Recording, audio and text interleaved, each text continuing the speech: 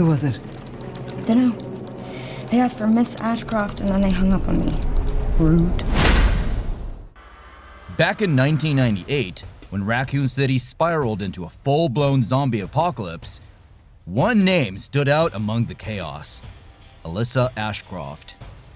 She wasn't just another survivor. She was an investigating reporter fighting tooth and nail to expose Umbrella's buried secrets long before stars ever stepped into the Spencer mansion. Fans of Resident Evil Outbreak on PS2 remember her well. The sharp, fearless journalist whose survival instincts made her one of the series' most underrated heroes. And now, with Resident Evil Requiem, better known as RE9, placing her legacy back under the spotlight through her daughter Grace, Capcom's finally giving this forgotten icon the respect she's always deserved. Her death at the Wrenwood Hotel doesn't just shock, it ignites the story's core, pulling Grace into a nightmare weighted by her mother's unfinished fight against bioterror. Let's backtrack to see where Alyssa's story really began, because her journey is a goldmine for anyone obsessed with deep-cut Resident Evil lore. Born around 1970, she landed a position at the Raccoon Press, covering social cases others were too scared to touch. In 1993, 5 years before the mansion incident, she and fellow reporter Kurt investigated a suspicious private hospital in the Arklay Mountains, rumored to be running human experiments under Umbrella's sponsorship. Kurt went undercover as a patient, but ended up torn apart by Dorothy Lester, the zombified wife of hospital director Al Lester, who tried to cure her heart disease using viral research. Alyssa barely made it out, and Umbrella's scientist Greg Mueller erased her memories to bury the evidence. Yet she never stopped chasing leads, exposing shady university renovations in 1994, reporting on contaminated corpses in 1996, and covering illegal animal smuggling at the Raccoon Zoo in 1998. She was always inching closer to Umbrella's truth. Then September 23, 1998 hit. Raccoon City collapsed under the T-virus outbreak, right between the events of RE2 and RE3. Alyssa was at Jack's bar when the chaos exploded. Zombies bursting through the doors, survivors scattering, her fighting alongside Kevin, the cop, and Cindy, the waitress. Across Outbreak's episodes, she faced everything from police station sieges in desperate times to clawed horrors at the zoo in Wild Things. And below freezing point, exposure to the Epsilon virus pushed her to the limit, as the infection threatened to turn her into one of the monsters she'd spend her life exposing. Using her signature lock-picking skill, she uncovered Umbrella's evidence, escaped collapsing facilities, and confronted Al Lester one final time. Now deranged, hiding behind an axe and feeding victims to a mutated plant he believed was his resurrected wife, Dorothy. Alyssa burned the nightmare down, cured herself, and fled the city just before the US government wiped Raccoon off the map on October 1st.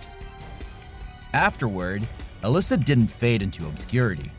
She rebuilt herself as a journalist and blew the lid off Umbrella's secret projects with her expose, "What is a BOW?"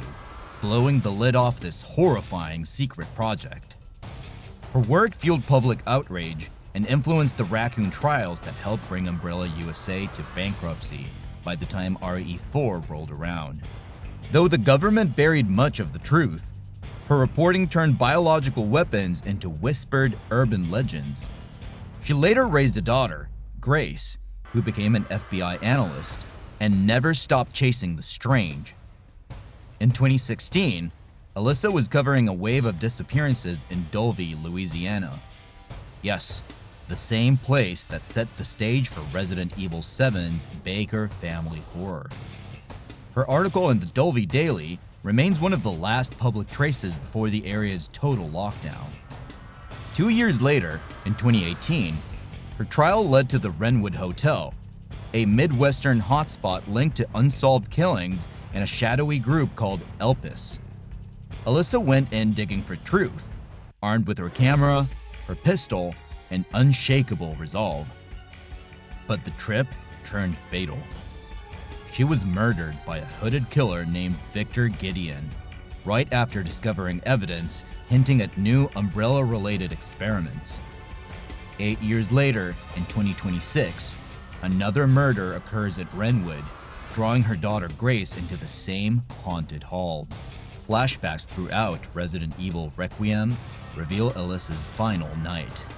The ominous phone call, the sudden blackout, an employee slaughtered before her eyes, and her desperate attempt to protect Grace before being fatally stabbed. Those memories drive Grace's investigation alongside Leon S. Kennedy, intertwining the old and new generations of survivors. This is where Alyssa's legacy transforms Requiem. Her story bridges the overlooked Outbreak saga with the mainline games, redefining how ordinary people shaped the Resident Evil world long before the heroes in tactical gear showed up. She hunted Umbrella before stars, survived Raccoon without backup, and turned her trauma into a hard truth that echoed through the series. Grace picking up that torch isn't just a new chapter. It's the emotional through line that makes RE9 more personal and more human than ever. The Renwood Hotel stands as a convergence point for past experiments and future horrors, with Leon and Grace uncovering echoes of Alyssa's path. Killing Alyssa was risky, but narratively brilliant. It honors a cult favorite while raising the stakes for the next generation. With Requiem dropping February 27, 2026, her story's comeback isn't nostalgia. It's proof that the heart of Resident Evil beats strongest in its survivors. Alyssa Ashcroft, the lock-picking truth seeker who faced down Raccoon and never stopped exposing the darkness, may have died fighting, but her spirit practically rewrote the game's future. So yeah, Alyssa's legacy is undead, very much like Raccoon City itself.